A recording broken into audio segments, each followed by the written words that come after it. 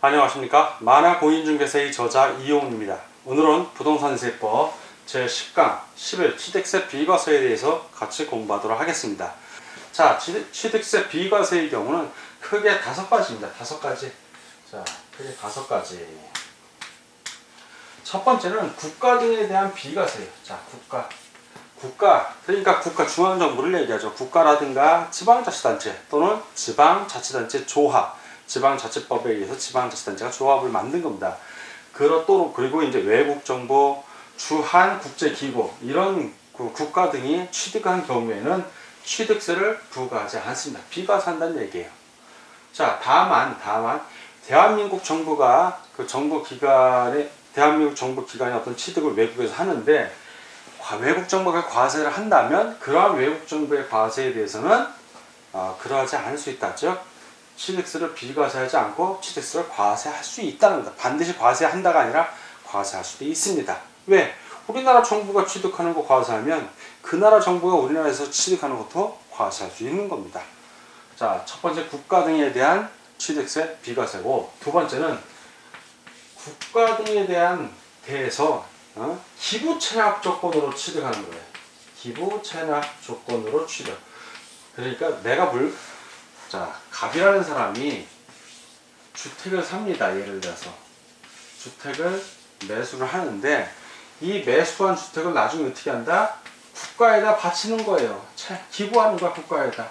아니면 세금을 못 내서 이 주택으로 기부한다든가 뭐 어떠한 사유로 이러한 경우, 즉 국가 등에 바치는 거야. 내가 증여를 한다든가 기부한다든가 기부 체납한다든가, 즉 이러한 경우 국가나 지방자치단체 조합에 대해서 귀속시키거나 아니면 기부 체납을 조건으로 어떠한 부동산을 취득하면 그 부동산 취득에 대해서는 취득세 과세한다 안 한다. 왜? 결국 국가가 소유하는 거니까 취득세 비과세가 되는 겁니다.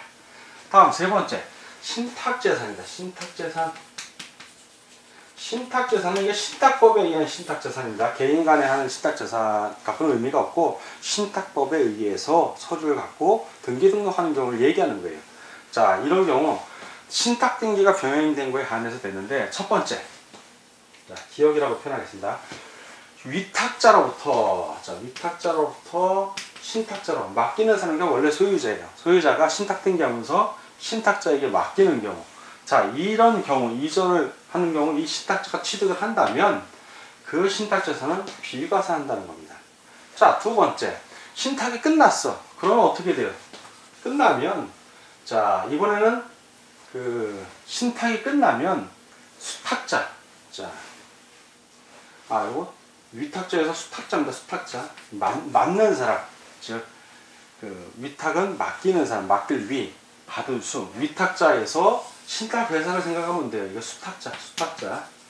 수탁자로 가는 경우 신탁 등기니까 형식적인 소유권 이전이 되는 거예요. 그런 경우 비과세.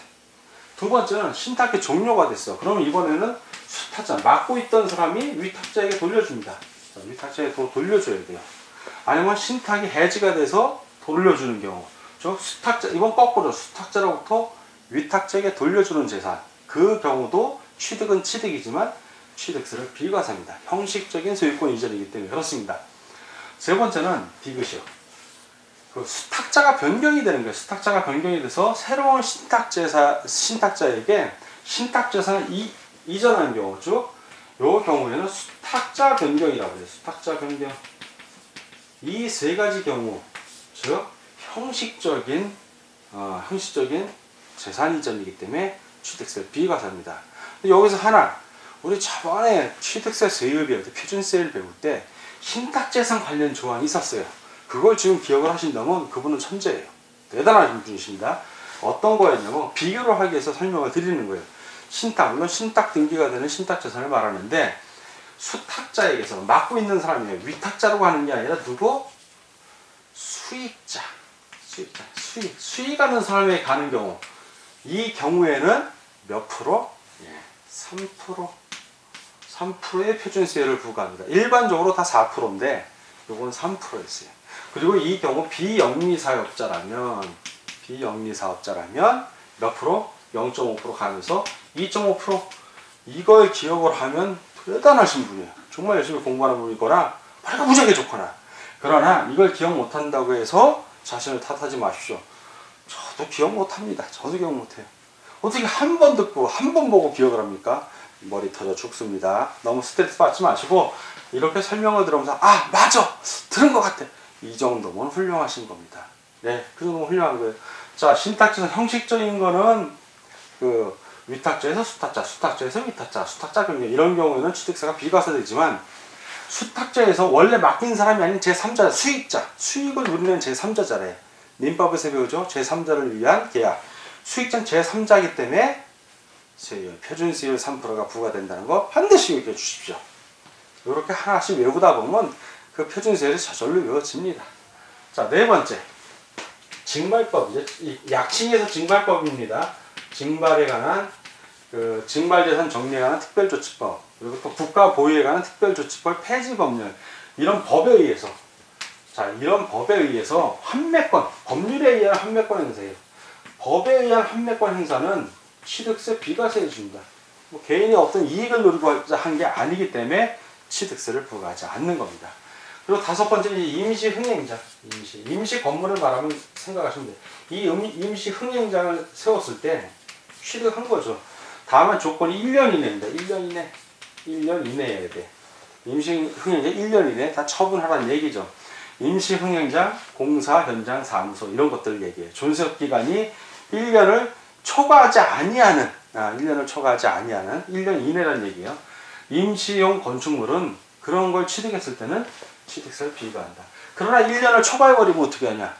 그땐 취득세 과세합니다. 1년 이내이기 때문에 초과하지 않을 때만 과세하는 거고 1년을 초과하면 그땐 과세해요. 1년까지는 초과하지 않은 거니까 그땐 비과세입니다. 이것이 바로 취득세 비과세의 경우고, 자, 오늘은 부동산세법 제10강 시간에서 10일 취득세 비과세를 같이 공부하였습니다. 자, 오늘 공부하느라고 수고 많으셨습니다. 다음 시간에 뵙겠습니다. 감사합니다.